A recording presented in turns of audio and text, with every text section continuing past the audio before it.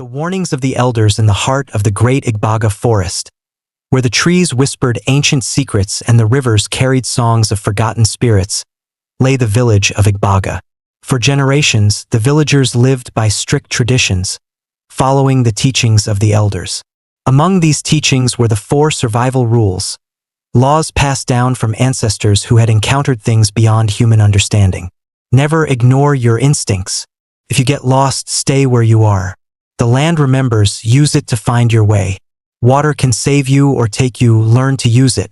These rules were not mere words. They were survival. Tund, a 12-year-old boy with restless curiosity, had heard these rules countless times. But like most children, he had never truly believed in them.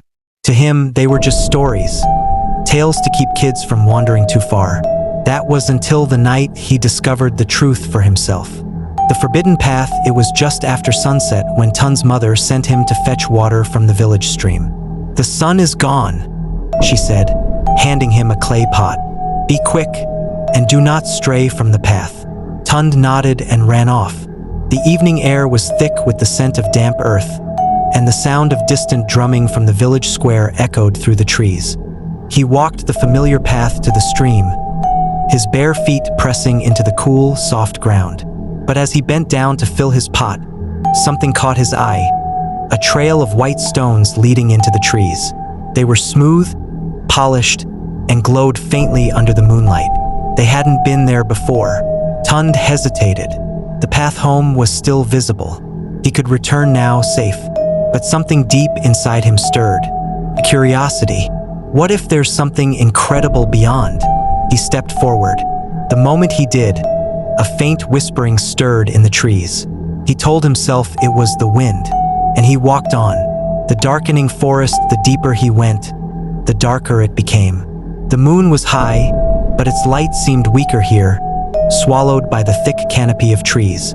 The air was different, thicker, heavier. Then the whispering came again, soft, barely audible. But this time it wasn't the wind. "Tund, why do you walk alone?" His blood ran cold. He froze, glancing around.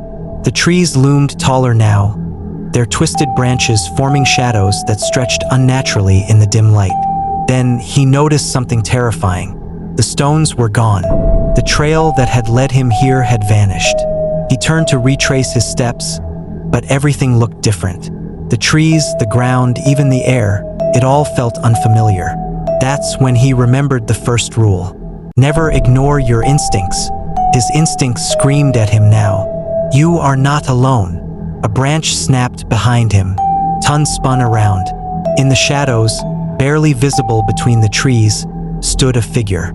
It was tall, its limbs impossibly thin. Its face was hidden in darkness, but its eyes glowed dull, ember-like orbs that burned without light. Tund's breath caught in his throat. He wanted to scream, but the sound would not come. The figure took a step toward him. Tund ran. The chase, he sprinted blindly, crashing through the undergrowth. Thorns tore at his skin, branches whipped across his face. He didn't care, he had to get away. The chase, he sprinted blindly, crashing through the undergrowth. Thorns tore at his skin, branches whipped across his face. He didn't care, he had to get away. The whispering grew louder. "Come back, little one." It was closer now.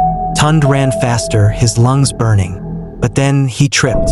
He hit the ground hard, pain exploding through his knee. He scrambled to get up, but something was wrong. The forest had changed. The trees were different, their trunks twisting in impossible shapes. The air smelled of something rotten, something ancient. Then silence.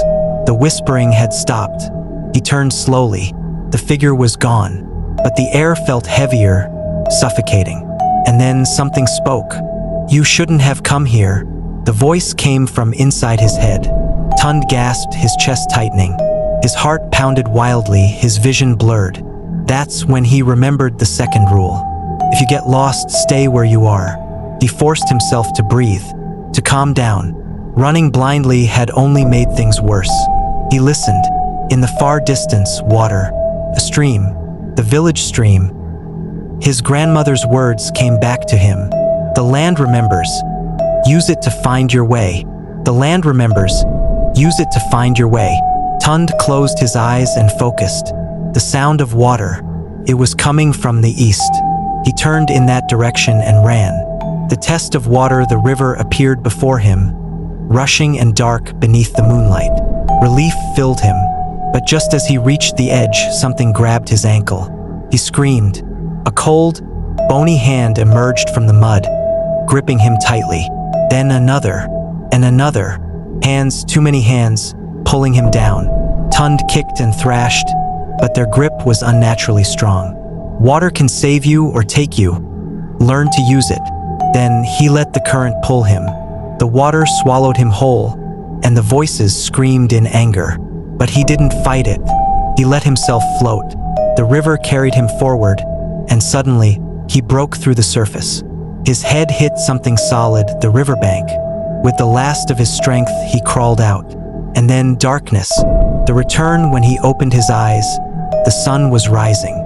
He was lying on the outskirts of the village. The elders stood around him. His mother was crying. "Tund," she whispered, "you're back." He looked at them, at the village he almost never saw again. He wanted to tell them about the figure in the trees, about the hands in the water, about the whispering that still echoed in his mind. But he didn't. Instead, he only said, "The forest remembers when you don't." And from that day on, he never strayed from the path again.